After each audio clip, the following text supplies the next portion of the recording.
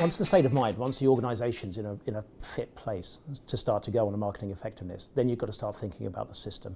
And really it's once you're on that journey, once you're in the walk phase, maybe in a run phase, so you're ready to go with a marketing effectiveness program, the company is ready to accept the implications from those programs and effect change, then you need to understand really what's of key importance. Now, for most of our clients, and we talk to over 30 brands within the UK, for pretty much all of them, their main overriding KPI was profitable year-on-year growth. That was the overarching thing that they all wanted to focus on. There are always exceptions. So we used to work with Macmillan's. Obviously, profitable growth is not something that Macmillan's focus on. But for pretty much all of the companies operating in a commercial space, they're concerned about profitable growth. And for a lot of them, they're concerned about that because of the share price. Now, there are some companies that are privately owned, but for most of them, share price is the reason they're focusing on profitable growth. So that's the overarching KPI. And really, everything has to ladder into that. So if marketing isn't driving profitable growth, then you've got to question what it's doing. Similarly, if the product guys, if the brand teams aren't driving profitable growth, then what are they doing? So all of the KPIs have to, at some level, feed into profitable growth. So there's a bit of a debate at the moment. Byron Sharp's raised his head again above the parapet. Does brand awareness matter? Does brand consideration matter? Do brand perceptions matter? Maybe, maybe not. I guess within the world of CPG, with a mature brand, awareness isn't going to change. And really consideration to purchase isn't going to change that much. But for smaller brands and growth brands, new to market, tech firms, I think awareness and consideration could be quite important. But you need to know your own business. Only focus on awareness and perception if it's going to be a driver of profitable growth.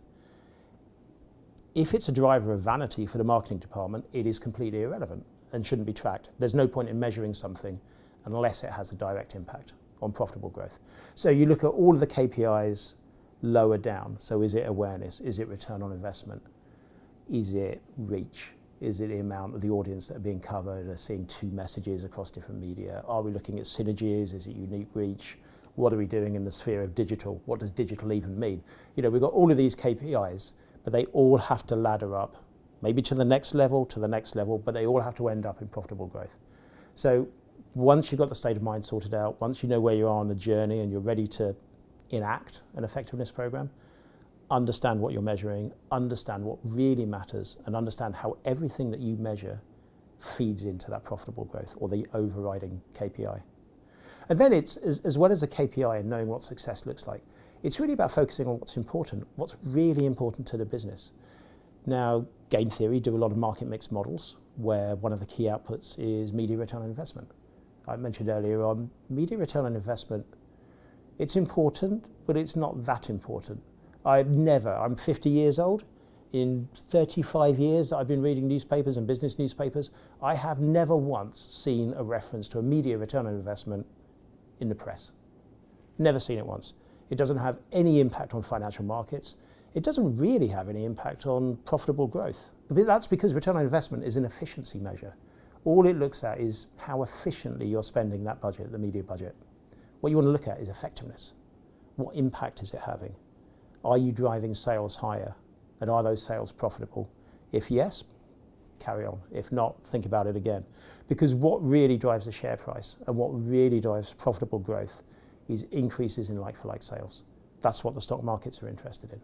That's one of the main KPIs.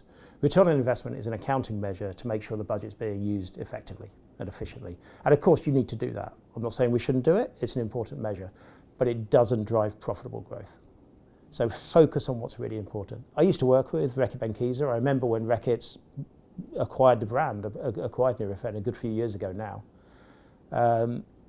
I know Nurofen well. I still buy it myself, but it is exactly the same product as a private label version. If you go to Boots, you can get exactly the same product as Nurofen for, I think it's about 1/8 of the price.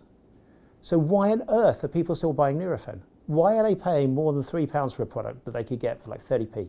It's a long-term effect of advertising, and it's the storytelling that's been going on for years, a consistent message, we target pain fast, that the brand has used, that's driven brand value, has driven price insensitivity, and has allowed them to command a massive price premium over competing brands. That's the power of marketing. Marketing effectiveness can demonstrate that, and it's things like that that will drive profitability, and it will drive year-on-year improvements in profitability. That's what's important.